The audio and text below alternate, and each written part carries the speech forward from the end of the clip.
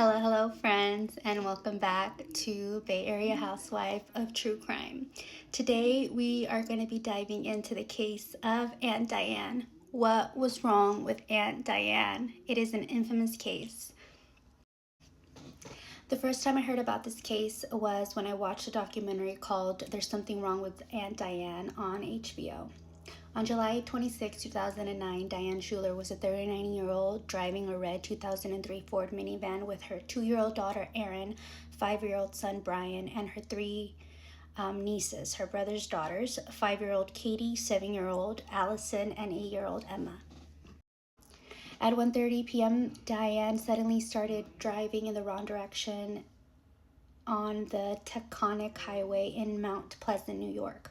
Diane's toxicology report came back positive with alcohol and marijuana.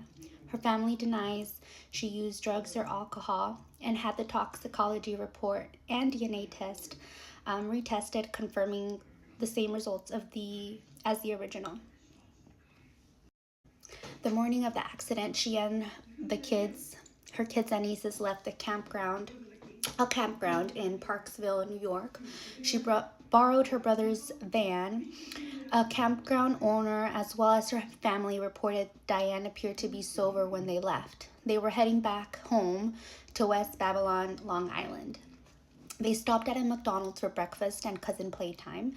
It was reported Diane did not order food and only ordered orange juice and coffee. It is speculated that the orange juice was used to make a screwdriver. But coming from an alcoholic, I believe it was probably a chaser, along with the coffee. They also stopped at a gas station where she tried to buy over-the-counter pain relief medicine. However, they did not have the one she wanted. They got back onto the freeway. At least a half a dozen witnesses called 911, reported she was driving crazy, tailgating, flashing headlights, honking, and zigzagging. At 11:37 a.m., she called her brother saying they were being delayed by traffic. The police report indicates witnesses seeing Diane at approximately 11:45 a.m. parked on the side of the road, getting out of her car to vomit. At 12:08 p.m., Diane called her sister-in-law Jackie, where Diane appeared fine and coherent, discussing details for Emma's upcoming play.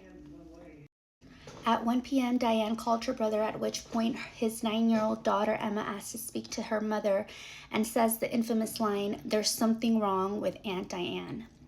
Emma also went to explain that Aunt Diane was having issues with her vision and speech. Diane told her brother the same. Her brother told her to get off the road while he rushed to save them. He made multiple calls to her and she stopped answering. What I find interesting is that her brother and sister-in-law called Diane at 1:20, 1:24, and 1:28 p.m. with no answer, yet they did not call the police until 1:40 p.m. A passing driver found her cell phone along the highway. At 1:33 p.m., two witnesses called 911 reporting a woman driving towards a one-way and do not enter sign ramp. 4 more calls to 911 were made reporting Diane driving towards ongoing traffic at about 80 miles per hour. At 1:35 p.m., Diane crashed head-on to a 2004 Chevy Trailblazer, which consequently crashed onto another car, a 2002 Chevy Tracker. There was 2 brave gentlemen who rushed to aid and reported seeing a large empty broken bottle of vodka. The men saw the kids piled on top of each other and noted there was no pulse. What they did not see was Diane's 5-year-old son Brian underneath the girls, and he was still alive. He was the only one that survived the crash. Sadly, Diane, her daughter, and 3 nieces passed away, along with 3 men in the Trailblazer. The 2 people in the third car endured minor injuries.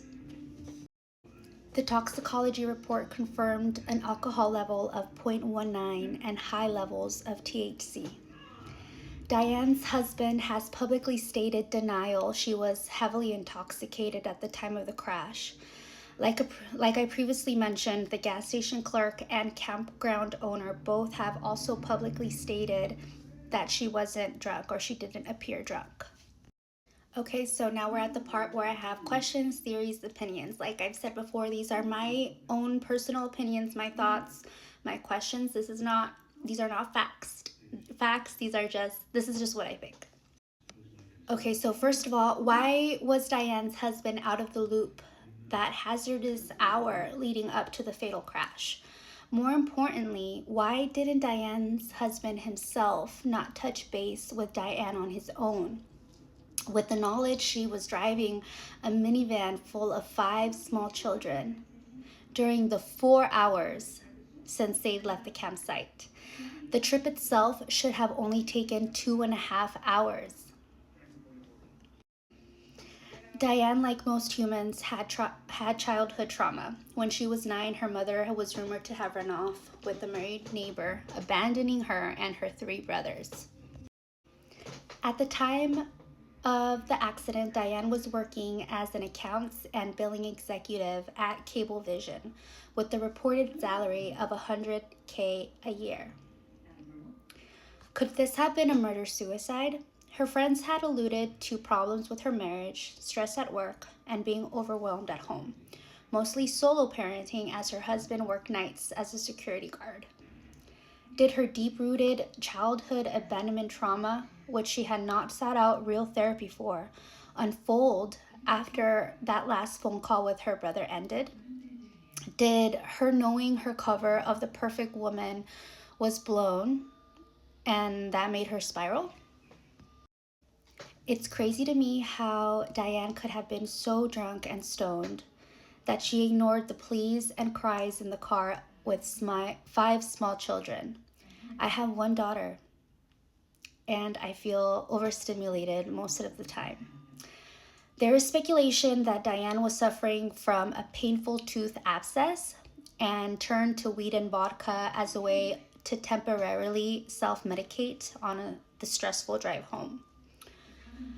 We know that the blood alcohol level of 0.19 is high, but what about the reported high levels of THC?